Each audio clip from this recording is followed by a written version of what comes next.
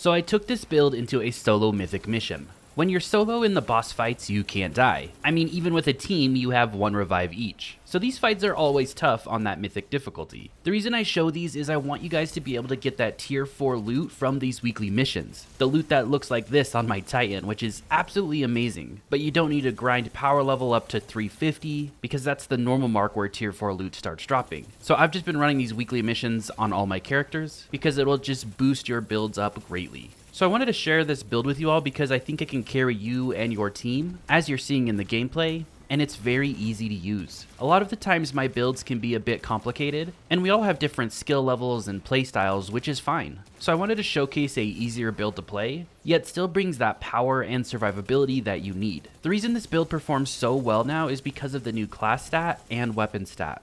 In the gameplay you're watching, I had 99 class and 149 weapons. What this does is allows our barricade to have a 5-second cooldown, as you can see in the bottom left. You guys know how strong barricades are for damage reduction, survivability, and aggroing all the enemies in front of you. I went over this in my last Titan video that I posted. But now our barricade grants us restoration and Solo Invictus on every cast. And we're casting every 5 seconds, so you have an infinite amount of that, plus infinite barricades. And this can be done solo or with a team. The one drawback of Alpha Loopy in solo content is you don't get the heal pulse on teammates, which then makes your cooldown a little longer on the barricade. Now weapons feel pretty weak in mythic content. As you've seen in my gameplay, I take a lot of exotic primaries, and I'm going to explain that why right here. For our weapon, we take Tommy's matchbook, and it got a nice rework this season. It scorches on hit when revved up, which it used to do, but now it also cures us on any kill. And cure is actually pretty good, just for the fact that it grants you basically immunity for about a second. So if you have any sort of healing going on when your cure happens, you get extra mileage out of that. But that scorch on hit is really important later on. So Tommy's matchbook at its base gets that 30% damage against red bar enemies. That's because it's an exotic primary. We get the 10% artifact damage buff on Tommy's because it's a seasonal weapon, which I really don't like, but then we get 22% increased damage from our current weapon stat, which was about 150. Then we get another 22% from 3 solar surges, which are the mods on our boots. And then we get 20% from the artifact mod that just gives us radiant for landing crits. And it's really easy to land crits with Tommy's matchbook. So when you add all this up, you're hitting over 100% harder with this weapon, and that's against red bar enemies, and that drops down 30% if they're not a red bar enemy. Plus, Tommy scorches on hits, so enough hits will cause an ignition. And you could add in that ignition damage overall to the damage that your weapon is outputting. Which in harder content, when you chew through your special and heavy ammo against these beefy bosses, it's great to have a weapon like this to put in the work.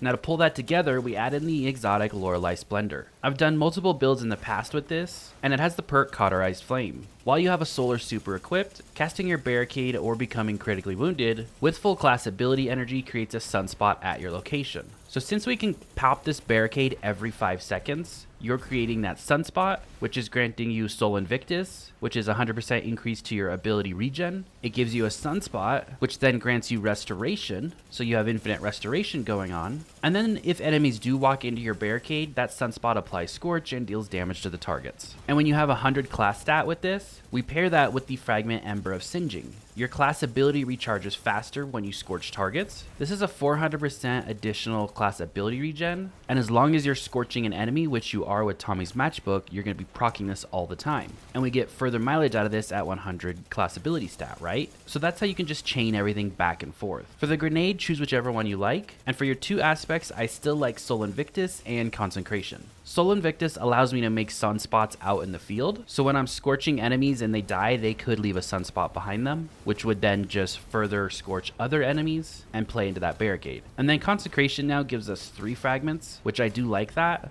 You could maybe trade Consecration out for Roaring Flames if you want, but I do like my fragment choices here. We already went over Ember of Singeing. I like Ember of Searing. Defeated scorched targets grants melee energy and creates a fire sprite, and it gives you plus 10 class stat. So fire sprites, when you pick them up, helps feed that grenade, and then killing enemies with Tommy's matchbook alone gives you melee energy, which just feeds right back into that Consecration slam. I like Ember of Empyrean. Solar weapon or ability final blows extend restoration on Radiant. If you get restoration up to 15 seconds, you can just keep popping your barricade every 5 seconds, and that reverts the timer all the way up to 15 seconds. And how you get it up to 15 seconds is Ember of Solace. Radiant and Restoration effects applied to you have increased duration. 50% longer for both of them. And I like that when I'm on the move with the build. In easier content, you're going to be flying around with this Gatling gun like it's crazy. And then lastly, I take Ember of Char. This gives us a plus 10 grenade, which is nice, but our Solar Ignition spreads Scorch to affected targets. Now you could drop Ember of Solace, the increased duration, for Ember of Ashes. Ember of Ashes would just create quicker ignitions, which then again is quicker overall damage with Tommy's matchbook, but that's completely up to you. Now for artifact mods, there is 2 of them I would take. The first one is Fever and Chill. Rapid precision hits with solar weapons grant Radiant, and then Radiant Shrapnel, dealing sustained weapon damage while Radiant or defeating Scorch combatants with a weapon, causes the target to release those solar projectiles that deal damage and Scorch on impact. You could take a third one, which is Shoulder to Shoulder if you're playing with a team. Dealing sustained precision damage against combatants while near 2 or more allies grants you damage resistance. You'll see a ×2 damage resistance pop up on your left hand side, and that just helps with your overall survivability. Now for mods, this is all about our weapons. On the helmet, Harmonic Siphon, so Tommy's matchbook can spawn a ton of Orb of Powers, a heavy ammo finder, and a special ammo finder. As you can see in the gameplay, I ran out and picked up all this extra ammo that I'm spawning because I'm killing so much with Tommy's matchbook. On the gauntlets, I actually took a Harmonic Dexterity and Harmonic Loader. It lets me load both of my solar weapons much quicker and let me swap between them and pull them out much quicker. And then lastly on my gauntlets, I took a Grenade Font. This gives me an extra 20 grenade stat, and I did have about 70 grenade in the video. So that means I was up to 90 grenade, which gave Thermite Grenade a pretty low cooldown. And when I'm standing in that sunspot all the time, I'm getting the extra regen from Soul Invictus. So I could throw that Thermite Grenade pretty often. On the chest piece, that is your damage reduction, so match whatever activity you're doing. On the boots, I ran a triple surge setup. This is your solar surges. It's a 22% increased damage when you have an armor charge. And then on the class item, time dilation to make that armor charge last 15 seconds. Powerful attraction, so if I did kill something close to me, I would just scoop up the orb to gain the armor charge. And then lastly, I would fit in a Reaper there. I actually don't know if I had Reaper on in the gameplay now that I think about it. That would mean every 10 seconds when you pop the barricade and you kill something, you'll create an Orb of Power.